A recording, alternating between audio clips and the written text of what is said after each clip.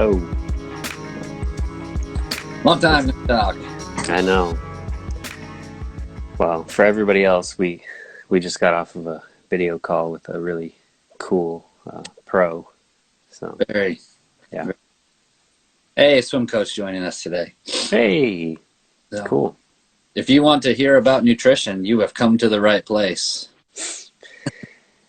Yeah, I mean, it's interesting. I mean, I feel like that's one of the hardest topics to talk about without sort of getting into purely anecdotal evidence and you know, spurious research studies and all kinds of stuff. So And what works with each person's own biochemistry. yeah, I mean that's totally true. I mean, I think recent developments have only proved that like the complexity of an individual person's gut, is mine is very different from yours and vice versa. So Uh, yeah, so we talked with Dom Scott. She's the former Arkansas Razorback from South Africa, coming out of there as a elite junior athlete and became the only three-time SEC cross country champion, 5-time national champion, couple-time team champion, mhm. and has now become a professional with Adidas. She ran in the Olympics, was in the Olympic 10K final, made the 5K final at Doha, and was in the 3K indoor final before that. So a little bit of everything. I think her NCAA titles were, I think her first one was a DMR. I think she had 2 in the DMR. So she's now a 10K person. One of the things she hit on was her year, how she accidentally got into the 10K, and we're gonna get a lot into nutrition here. But one of the first things she mentioned, we're gonna kind of talk about, get out of the way here, is how she felt she was pigeonholed into the 10K, and what was your thoughts on hearing her talk about how that came about? So kind of like our discussion last week, we've spoken with so many people now that it's a little bit tough for me to remember who said what exactly where. But my recollection of it was she kind of wasn't really supposed to even go on the trip. No, she was Was it one of the Stanford 10Ks? and she was going to be in one of the lower heats because of being a freshman, not having the seed time, and Right. they finagled her into the 10K, and she did well. Yeah.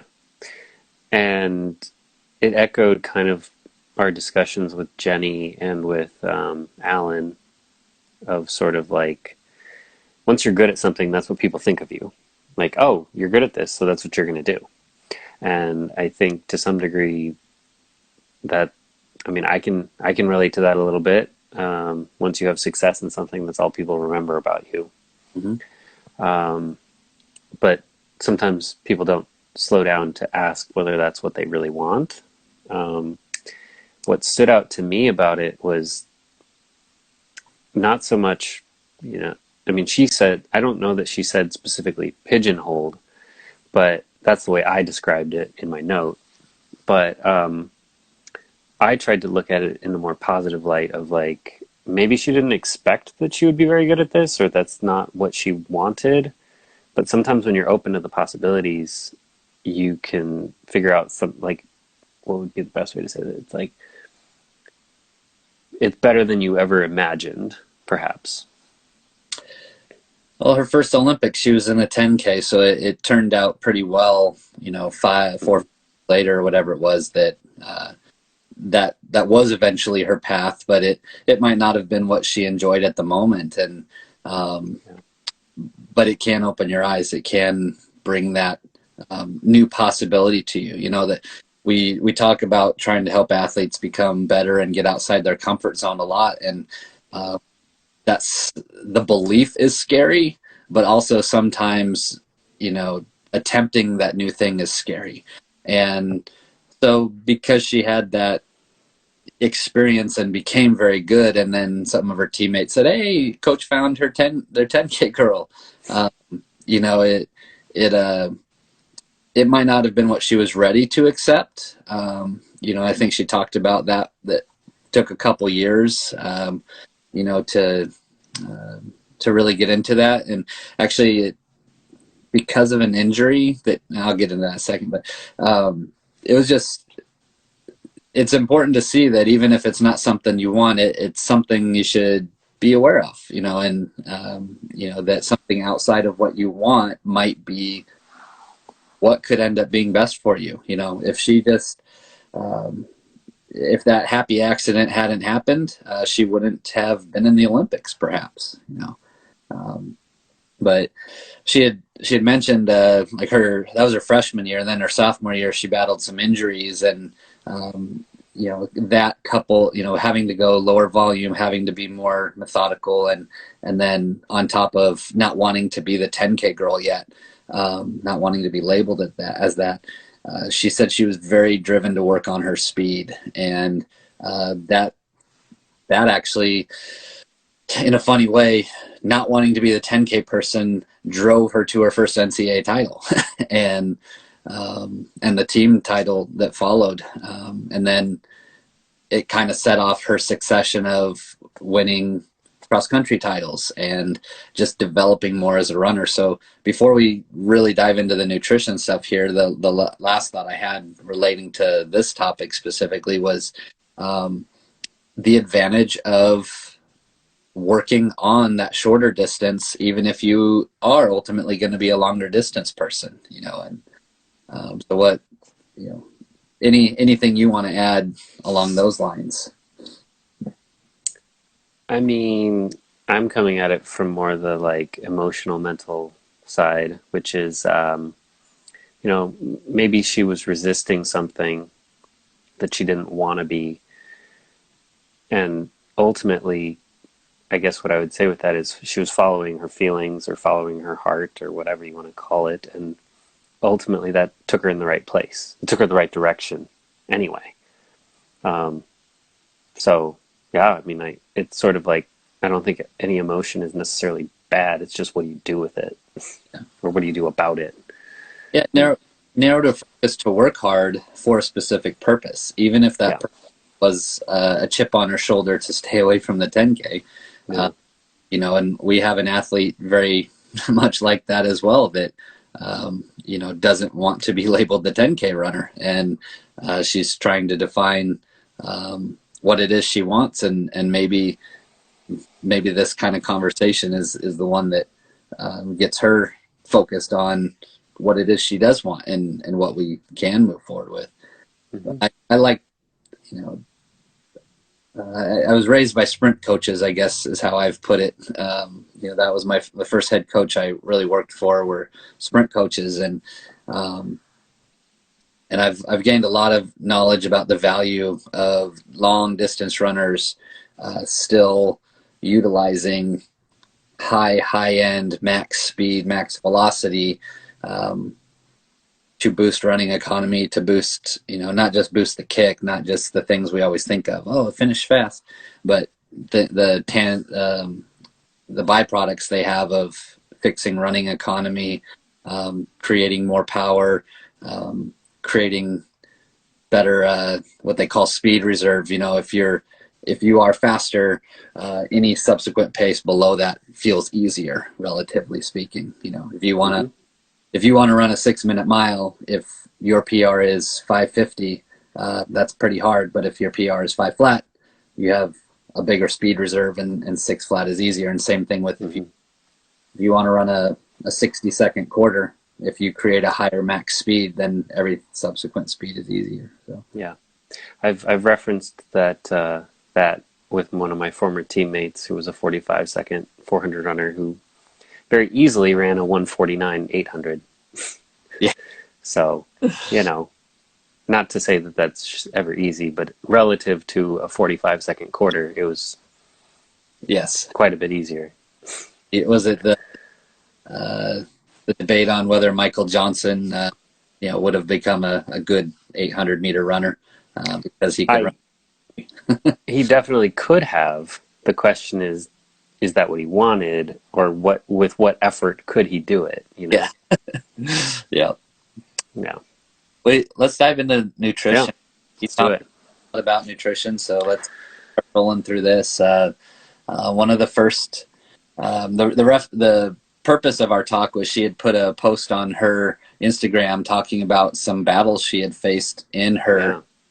in her growing up with nutrition, and she was very, very good as a junior. She said in South Africa she had run 4:28 for 1500, and had been she'd always done all the other sports but never took track seriously, and then she moved to a boarding school, started taking track real seriously, and then just was trying to look for that next edge, and in looking for that edge, kind of caused herself some problems and some lasting things, which we can talk about a little bit later. But just the moderation, that was a word she used a lot. So let's go. Yeah. She mentioned moderation. She said another one that jumped out at me. She was very quotable, I guess. We could pull a lot of quotes that are probably going to be thrown out for years to come. She said, no cheat days, everything in moderation. Don't trust everything you read on social media. Like, she was very quotable. But the everything in moderation is something that I also really have always tried to practice myself, and also when I was an athlete and now as a not so consistent athlete, and also with the team. Um, but what was interesting about that, I think, was the contrast of how she got there, because she went from one extreme, which was like very extreme poor nutrition, to a very extreme elimination diet to figure out what all had happened, and she did that under the supervision of a Registered. dietitian. Is that Yes. right? Yeah, Reg- yeah. Because technically, a nutritionist is not a thing. yes. It's in her. Uh, don't You're watching this on the internet. Don't believe everything we say on the internet. But Right. nutritionist is a less rigorous process to become called that, Yeah. versus a registered dietitian. Yeah. Hmm. Yeah. So, I mean, I would just say, I think her message with that was make sure you do your research, um, and don't just blindly trust what people are saying. And Um, her bad nutrition mhm. in the junior ranks was not. Um, it was with the purpose of trying to do things right. So Yeah. wasn't uh, it wasn't one of the eating disorders or the you know pu- it wasn't a purposeful. Hey, Dom's joined us today. Hey, Cool. Yeah. but her the nutrition advice she got was it was just too extreme, and I think that's um, uh, what when she started kind of talking about some of the lasting effects of that. I think it was one of the things she mentioned was being able to do everything in moderation, trying to do some of the little things, or doing a little bit of whatever you want. Really, as long as it's not um, something your body can't handle. She's now figured out that gluten is not her friend, and but that took I think she said something like 6 months to try and figure out some things.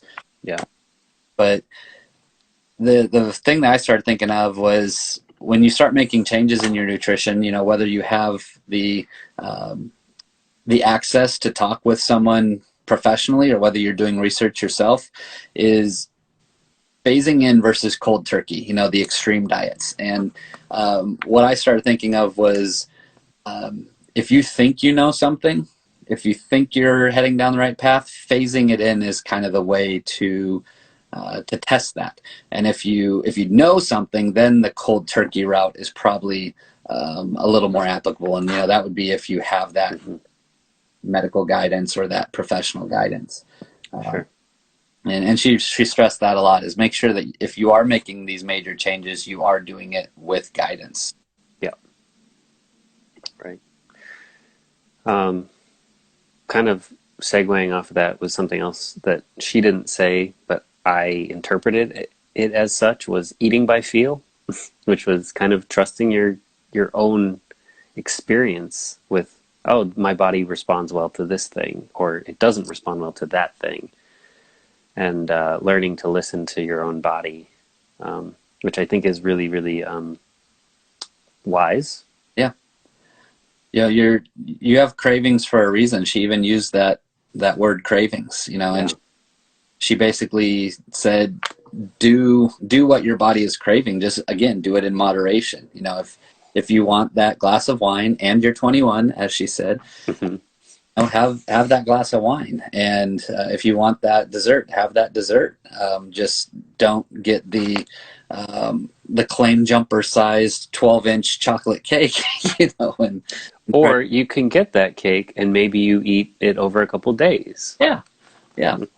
And not just that, but most food prepared at restaurants in America is just too large of portions. Don't be afraid to pare that down. But listening to your body, needs versus wants. What do you need to get first versus just putting in something you want? Yeah. She talked about that also with regard to what to do pre and post run. We asked her, what do you do post run? What do you do for recovery? What do you do pre run? To get ready, and basically all of those. She just said she has a very routine thing she does before runs. The same exact meal before runs, but she used the protein and carb balance. A lot, whether it was bread with peanut butter and then a banana to get some carbs and the protein, or whether it was string cheese and some fruit. She gave off so many different examples. Post run, some people grab the protein bars because it has that mixture in it. Some people grab the protein shakes. Just anything that had that protein carb mixture. And chocolate milk is one that's super simple and highly accessible to everybody. And it's a 3-to-2 ratio, protein to carbs, right?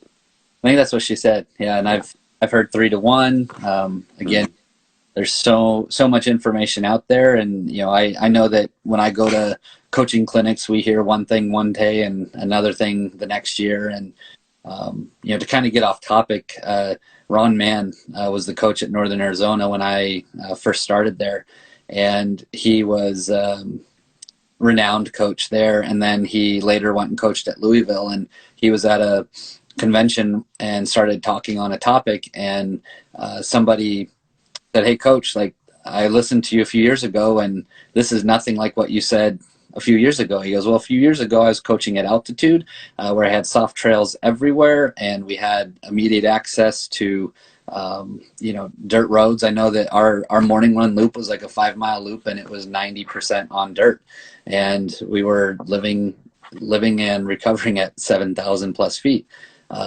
So of course it's going to be different than if you're living in Louisville, where it's much flatter and you're probably running more on pavement." So things are going to constantly be changing, and I guess that kind of goes back to making sure that you're doing things in moderation, and that when you are hearing new advice or trying a new thing or whatever, that you're phasing it in and you're trying it and paying attention to how you react.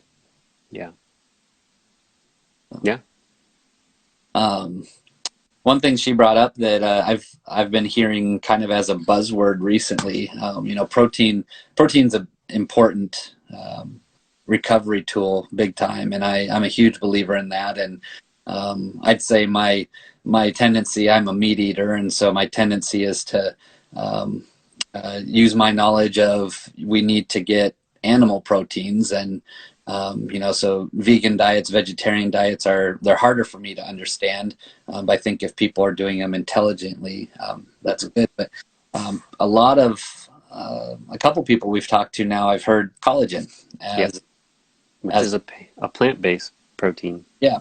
And I have not done any research, so I have no real knowledge of it. I just know it's something that's used. Have you do you know anything of it? Like, this more curiosity. So I haven't done research either, but I believe Dom and Jenny both Yeah. said that they use it as their post run recovery. I also know my fiance uses it, so, and I've had some of what she's made, like smoothies with it, and it's really good. So, and most of the, I think you said your sister is vegan, Mm-hmm. and so I don't know that it's kind of like our minutes, miles thing. It's like your body doesn't really know the difference. It's if it comes from one place or the other, unless, of course, you are one of those people that you have a sensitivity to this thing. Mm-hmm. Obviously, people who have celiacs, they're not going to process gluten, and that's bad for them, so don't do it. But kind of getting away from your question on the collagen, but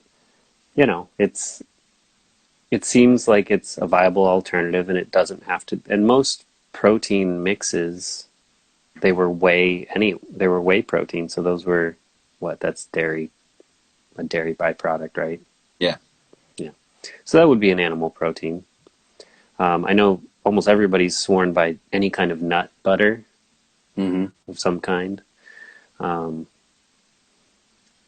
We've had, the team has used soy almond milk. Jack's gonna be mad. Nut juice. Yes, Almond milk. Jack will be upset with us. Almond milk, aka nut juice, because it's not milk. Yeah. So, no, I think from my somewhat experienced but still limited knowledge on nutrition, I know that my tendency towards believing in needing there's certain things that from animal protein that cannot be replicated in plants, and that's I guess one of the tenets that I kind of hold on to. But as if you are someone who's choosing a plant-based diet, and I know the one thing that I have been told is that you just really have to get a variety of the different types of protein. So you can't just eat peanuts and get protein. You have to get proteins from peanuts, from collagen, from almonds, maybe different kind of nut. You just have to find the different sources. Yeah. And again, it goes back to balance and moderation, and don't just grab this one thing and live off of it. Which, I mean, your comment on the phasing in and out, I think part of that is just being mindful, which was a word that the person we talked with earlier today used, and I appreciated. It's just consciously thinking about what you're doing and why. Don't do it because, I saw this documentary about, whatever, and now I'm going to do this thing. It's like, that's just impulsive, and it's not going to yield the long-term results that I think runners need in order to be successful. By nature, running is a slow, methodical process to get better. When you seek fast results, it's usually doesn't work out. Yeah. So one of the other things she mentioned, and it everything ties well back to moderation. I mean, we probably could have just jumped on here and said, "Hey, moderation, have a nice day." Yeah. Eating hungry versus being bored. If you're eating because you're hungry, eating because you need something, versus especially now, she referenced specifically now when there's more staying at home, less getting out, or sometimes even as a pro, you have those times where you are just staying in because you're resting, or there's those days as an athlete where maybe Monday, Wednesday, Friday in college you've got heavy class load, and maybe Tuesday, Thursdays you don't have anything. And I know personally my habit is, if I'm bored, I walk by and I open the fridge and I look. Even if I have no desire to get anything, it's kind of this weird tick I have that I'll walk by a fridge, I'll open it up and just walk on by, and that bored aspect really can come into play, So talk a little bit about making sure you're eating right versus, or eating when you're hungry for the right reasons versus just eating when you're bored. Yeah, I mean, there's actually, this is kind of pulling from other areas of my life, but um, there's actually a treatment modality that's called intuitive eating. Um, I referenced, I paraphrased Dom by saying, eating by feel. It's learning to get familiar with what is the feeling of hunger, and really just sort of, I mean, I think when people get cravings of any kind, it's good to not immediately jump on something, like to stop and think about why. What is this? What am I feeling? Um, I think in your case, in particular, you could walk by the fridge and go, why do I want to look in here?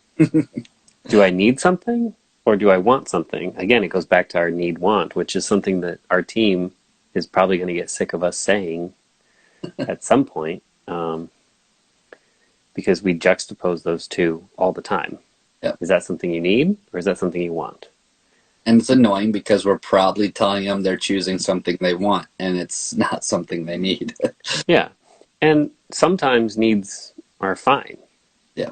But they should come after the... Sometimes wants are fine. Yeah. Oh, yeah. That's it. Inverted. Yep. Wants are fine, but they should come after needs. Correct. Yeah. Absolutely. Yeah. Another thing she mentioned was when she came to America from South Africa, the diet was different. And when she was in the dining hall, she just had this desire to try it all. Yeah. Because everything was new. I can relate to that. I went away to school and I was keenly aware of the freshman 15, and I made a point of kind of setting simple, easy to follow rules for myself to avoid that. And I've shared this with you. It was I mean, growing up, we didn't have Lucky Charms at my house. We didn't have all the sugary cereals. And then at the dorms, they have 8 different kinds of delicious sugary cereals. And in these giant unlimited... in those, yeah, big tube things. But I just told myself, okay, I'm going to go and I'm going to have, I would get a glass of water and then I'd mix in an emergency packet and I would eat a plate of salad and just from the salad bar, vegetables, whatever. Eat that. And then after those 2 things, I could go back and have whatever I wanted.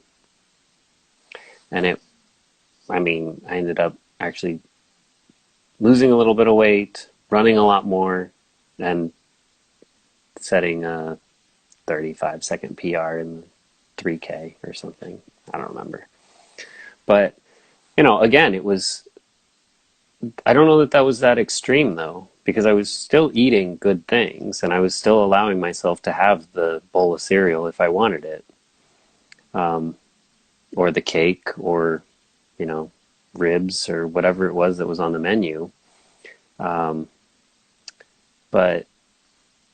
I think the only extreme was in that it was a regimented action, but it was for the purpose of making sure you got your need in. Yeah.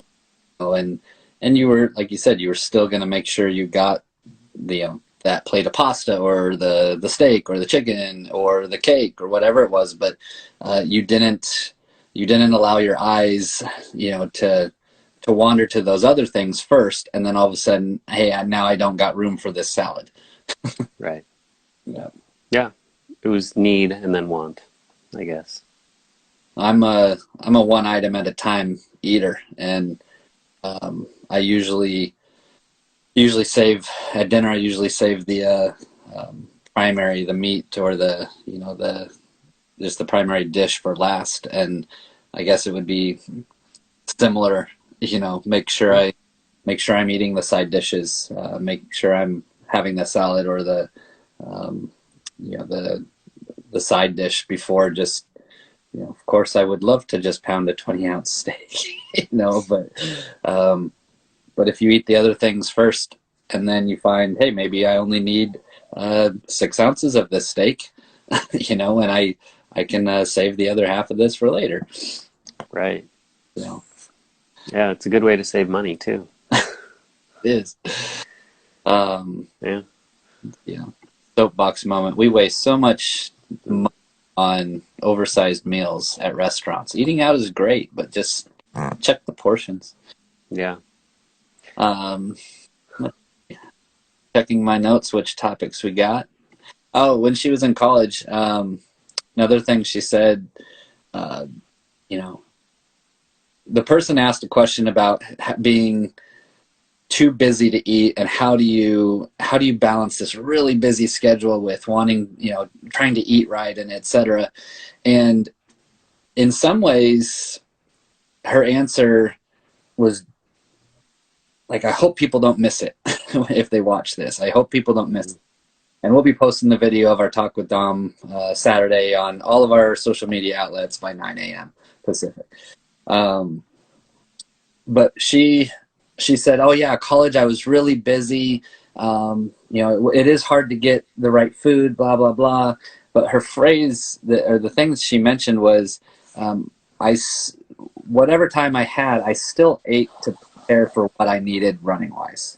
And she ran by that comment so fast that I just hope it is caught by people, that there are still, like, again, how many times she referenced getting a protein and a carb to satisfy a hunger, protein and carb to do this, like how easy it is to grab that string cheese, handful of almonds, and a piece of fruit. And maybe it's not perfect, but you don't need that perfect nutrition. You need what it is that you need to prepare for that next workout bout, or to what you just got done with. Yeah, it was, again, I think it was mindfulness, Yep. just preparation, staying ahead of kind of what, I guess it's being proactive and not reactive. That's the way I would say it. It was that she always knew,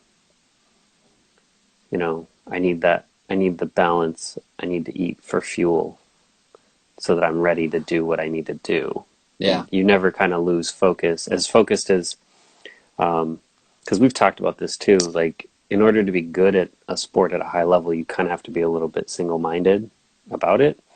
But what it sounded like with her was she never really lost focus on, um, like in particular at our school, our athletes are very cerebral. We've talked about this.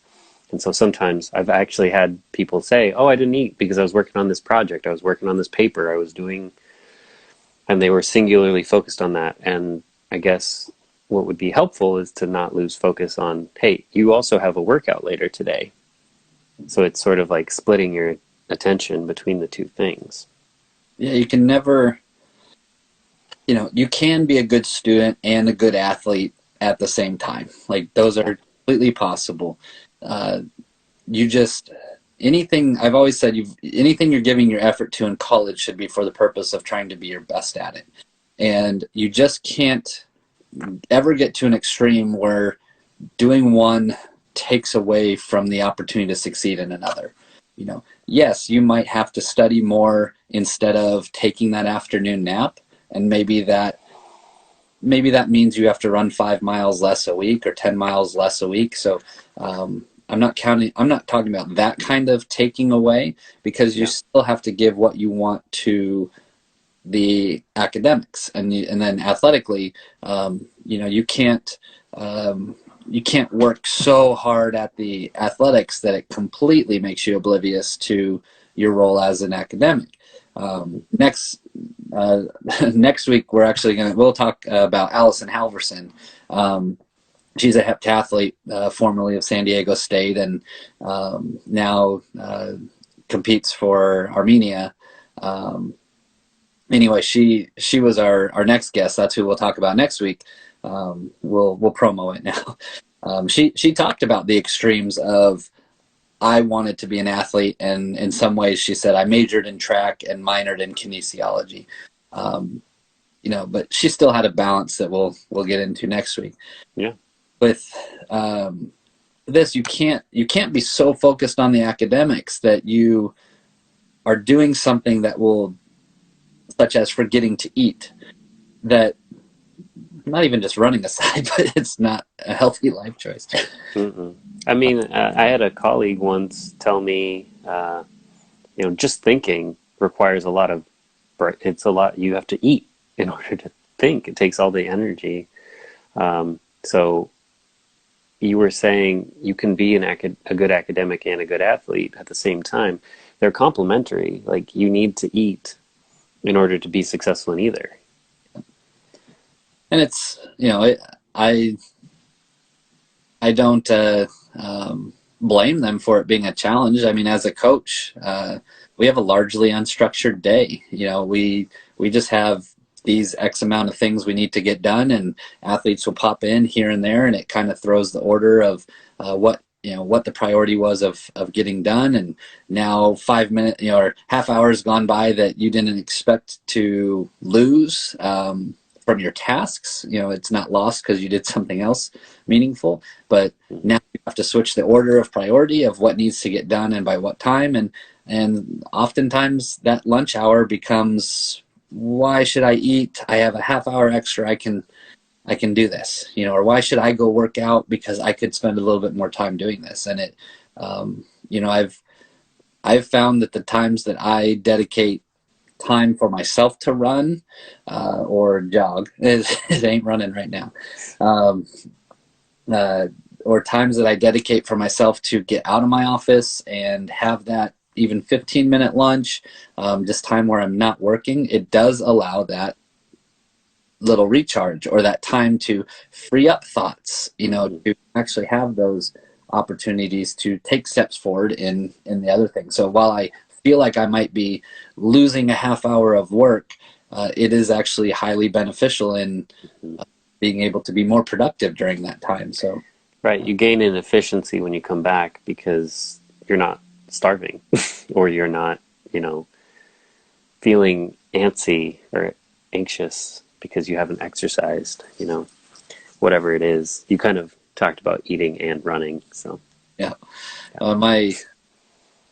We could get into a whole discussion on psychology of Americans and the hourly paycheck that people are used to. Like, let's work or not work by the task. Yeah, right. It makes us so inefficient, and we actually are way more efficient creatures if we were more task oriented, but that's not what we're talking about today. A whole nother thing. We'd have to start a whole nother side talk. Yeah. Let's see. I know another thing you wanted to talk about was team. The importance of team. Yeah.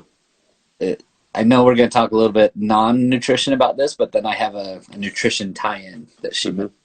Yeah, go ahead and talk about the importance of team. And yeah, she, again, I'm going to have a hard time differentiating between her, Jenny, or Allison, or whoever, but because I wrote very brief notes, but I just wrote, the team experience will help you to be your best. So she was, as my kickstart your memory, she was great at Arkansas and same coach. So kudos to her for wanting that. A lot of people think next level, got to jump ship immediately. But she wanted to maintain that same coach, the same relationship, and her husband wanted to stay there, in Arkansas as well. And they did that for about a year and a half. And then it got to a point where she really missed the team feel of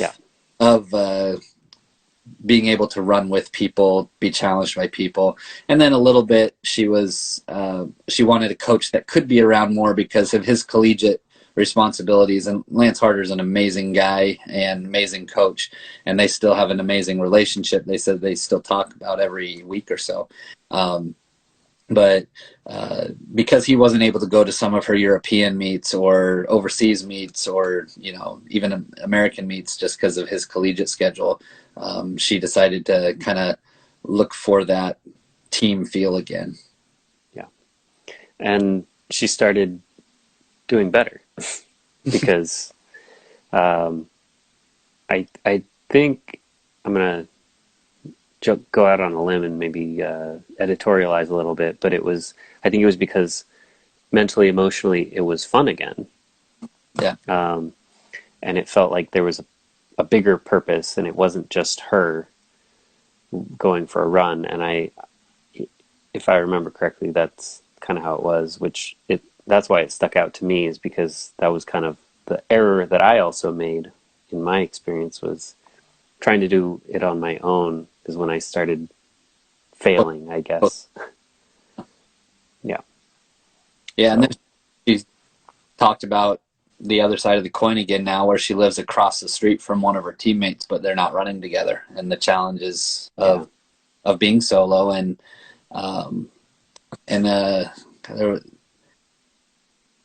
I think she talked about I don't even think I wrote that down to talk about today, but we're there, so let's do it. She talked about finding new purposes for her runs. You know, she listens to podcasts now, and she does other things, you know, so while there is not that specific goal, you know, and she talked about not this year, all the times that she runs won't matter. Like, even if they start racing again, it won't matter towards Olympic qualifying. So that creates a whole new challenge in itself of, why should I run? What do these times even mean? But she's finding new purpose, and being able to focus her passion of running in a slightly different way. Yeah, I wrote down a note about that too, and it was enjoy where you're at, which was, you know, it's like trying to make even the aimless training interesting by, you know what, I'm going to go run over here and explore this. Or like you said, like, oh, I'm going to listen to this podcast. Because if you're going to be out running for an hour anyway, might as well pop in something and get a little something extra. And maybe you'll realize that it's not so, I don't know, it makes it a little less arduous, you know? And maybe you'll find some new passion. Yeah. She talked about, we can kind of transition to another topic she talked about here. I've one more thing I want to talk about with eating and team, but she said that her hard days were hard and very focused and very intense from a mental standpoint of energy of when I'm working out, that's also the day I'm really focusing on getting the right nutrition right afterwards. It's the time we really focus on, you know, that's when they also lift. That's also really focus on their stretching, really focusing on rolling out before or after the workouts, you know, if there's a spot that feels a little tight. But on those days, she's all in, mental, physical, emotional, it feels like. And on the other days, it was just about getting the run in. You know, it didn't, you know, she would still stretch. She would still do some of those things. They'd still, you know, she still ate well, you know.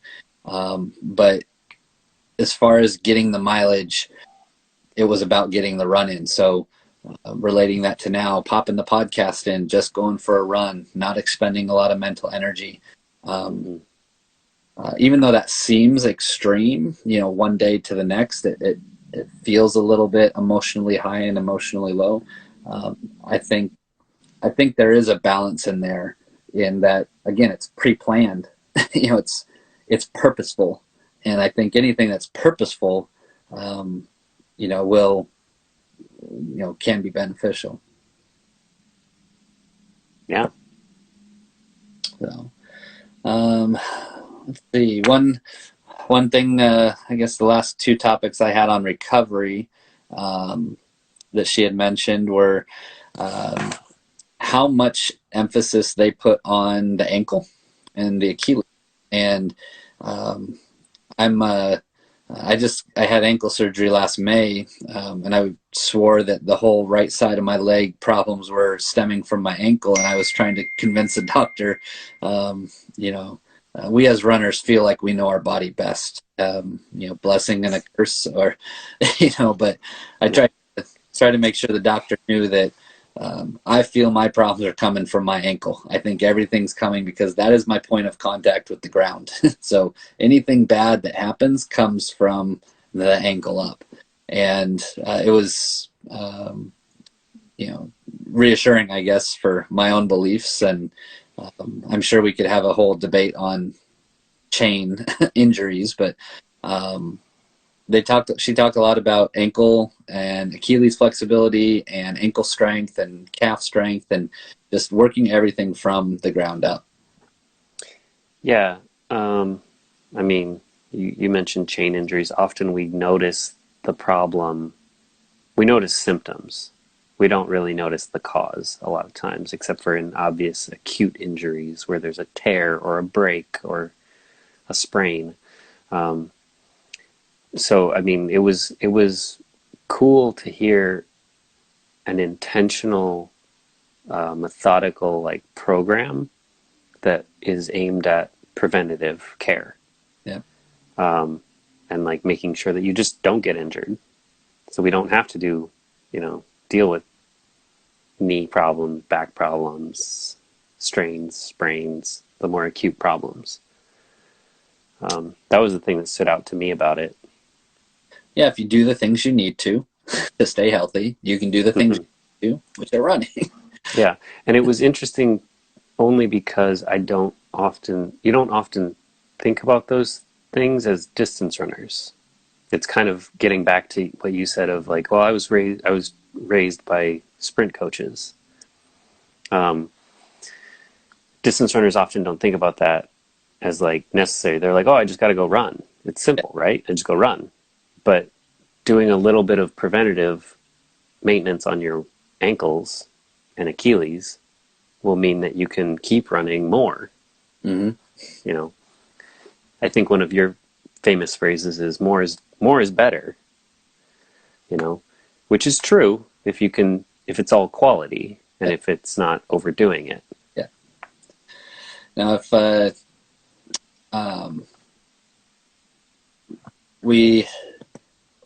when I was in a long jump class, somebody asked about a bad landing, and the professor wound back the tape and said, well, it's because of he didn't push off on the first step correctly.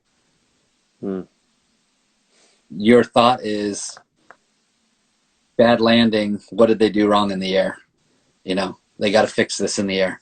Well, what caused that? What caused this? What caused this? And so I just remember that long jump talk being highly influential in my thought process of completely backtracking everything, you know.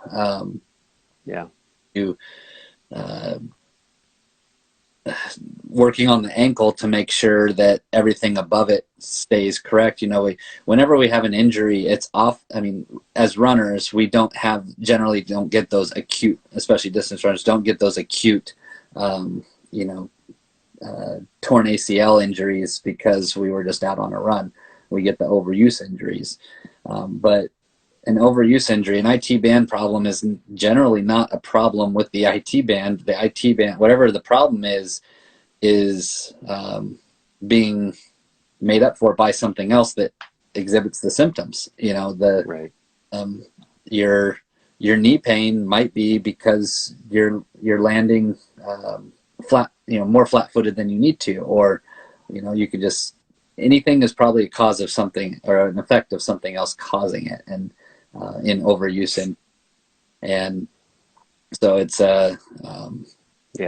it's that step back method. Well, what's causing my, currently my back is a little bit tight and my IT band is a little bit tight, and I've got a tight hamstring that's not painful, but I can tell it's tight and it needs a little extra work. And then my lower calf is bothering me. I got this whole chain going on my right side, and I have a feeling that after the surgery, my ankle did not strengthen as much as I should have. And so my calf is locked tight because it's trying to make up for instability in my ankle. And because my calf is tight, I'm not getting some of the landing absorption I need. So I'm now running on more of a stiff leg, which means my hamstring is not being active. And, so what's the cause of these 5 or 6 problems? It might just be my ankle needs to be stronger. So get some TheraBands. Start doing some lateral stuff. Right. Doing some toe movement. Like, yeah. Dorsiflexion. Yeah. I mean, you're kind of, the most common question I get from people when I'm like, oh, I was a runner, I'm a coach, what they say is, they're like, why does my knee hurt when I run? They want like a simple answer. And you just illustrated how complex it really can be. Uh-huh. But that's also in the whole explanation of everything, that it starts here and then it ripples out. The solution, which getting back to Dom and the training group that she's a part of, it's that the solution is actually very simple. If you strengthen this one area, you can likely minimize all those other ripple effects. Which then allows you to run more, which is what our whole goal is anyway. Yeah. Which, when I first joined this team, you and I talked, and I was like, I made it 20 years without injury. Without too much injury, I guess. A lot longer and lower impact injuries than most runners who run that long. And I think a lot of it was because I did a lot of those strengthening things as a child. Yeah. I played all those other sports. I mean, every person that we've talked to, every pro we've talked to, they've said, I think, they did some other sport. They did all the other sports, Jenny as children. Dom said she was good at everything else because she was good at running. Yeah. But did all those other things, field hockey, and Alan did other things. So yeah. Diversifying as long as possible. One of the other benefits of having the team that I skipped over talking about. One of the things she mentioned was the accountability of eating together. Like, they made it a priority. Like, so again, if you trace back to how do we make this simple, how do you get the right nutrition? Well, you just hold yourselves accountable by together. And I thought that was really cool that it was when their team ran together, that it was their thing that they would eat together. Like, they might have their individual snack immediately after their workout, but they would make it a priority to go to a cafe and eat a meal together, or go to someone's house and eat together. That accountability is just huge. And that's that was a really cool point she brought up. Yeah, I thought that was cool too. Yeah. Let's see if I have any other. I see a question there. Yeah. Guys, a fan of the faster long run or slow and easy long run? Let's jump on that in just a second. Let's wrap up this Dom talk here. She brought up a point about changing the diet prior to a major competition, and how her and her teammates might cut out like the wine or the desserts. But she said she didn't feel like it was about trying to trim down or trying to get narrow-minded. She said it was about getting the mind ready and the body ready, saying, okay, this is something I'm focusing a little bit more on. And it was a want. It wasn't a need. It was a want that they were eliminating. And by taking off that other thing, it allowed them to put a little bit more focus toward that championship. I thought that was cool. A cool thing. And she followed it up by saying, don't stress, you can have an imperfect meal. You don't. She was emphasizing that cutting those things out wasn't about, oh my gosh, I can't screw up. like I got to do this perfect. It was Mhm.